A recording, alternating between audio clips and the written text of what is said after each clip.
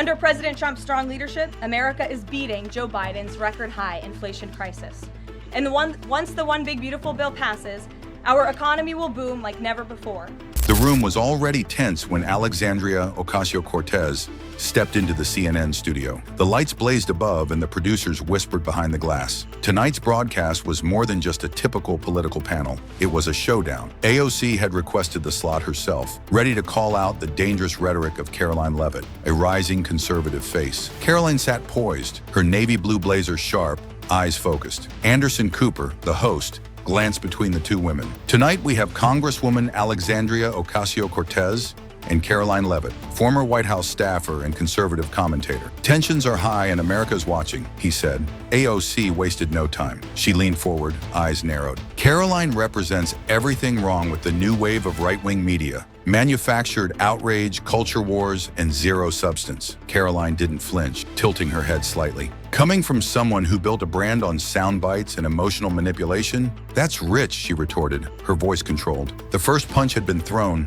and AOC's jaw tensed. Karoline locked eyes with her. You thrive on fear. Fear of change, progress, truth. AOC shot back, but Karoline leaned in, her response sharp and calm. No, we thrive on facts. The fact is, your policies sound good on TikTok, but collapse in real life. You shout truth to power while voting to give that power more control. The crowd shifted, some stunned, others softly applauding. Anderson Cooper, clearly caught off guard, tried to mediate, but Karoline didn't break. Let's talk about the fear small business owners feel when your policies raise taxes and choke them with red tape, she continued, or the fear parents feel when they're told they can't have a say in what their kids are taught. AOC's arms crossed tightly, her frustration evident. Typical deflection. You turn every issue into a moral panic. Drag shows, textbooks, gas stoves. Meanwhile, families are struggling with real issues like healthcare and housing. Karoline smiled, her voice sharp. And yet, under your leadership,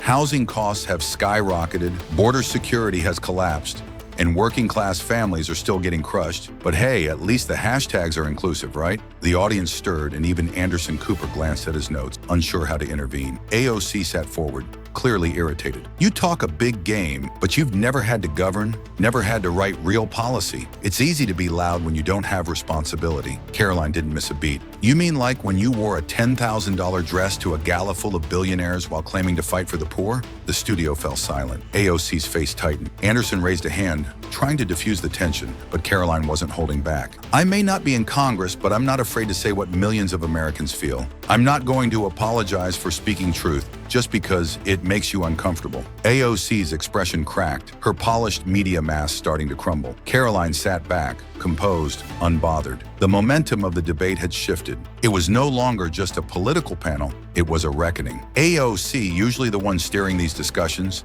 now found herself struggling to control the narrative. And as the commercial break hit, social media erupted. The hashtags Leavitt dominates and AOC exposed flooded Twitter. Karoline scrolled through her phone during the break, locking the screen with a composed expression. Meanwhile, AOC sat with her team, clearly rattled, her hands clenched as she prepared for the next segment. When the broadcast returned, the tone had already changed. Anderson Cooper reintroduced the debate, trying to regain control. Let's continue with our topic on national security and individual rights. Karoline leaned in, calm and confident. The left treats America like it's something broken that needs to be apologized for. I treat it like something worth protecting. AOC shot back. Protecting how? With bans, fear-mongering, and culture wars? Karoline's voice didn't rise, but each word hit harder. Regression is pretending men can get pregnant, letting crime run rampant, and defunding police. Regression is calling patriotism hate speech. Gasps echoed through the studio. AOC fired back. You keep talking about fear, but your policies stoke division,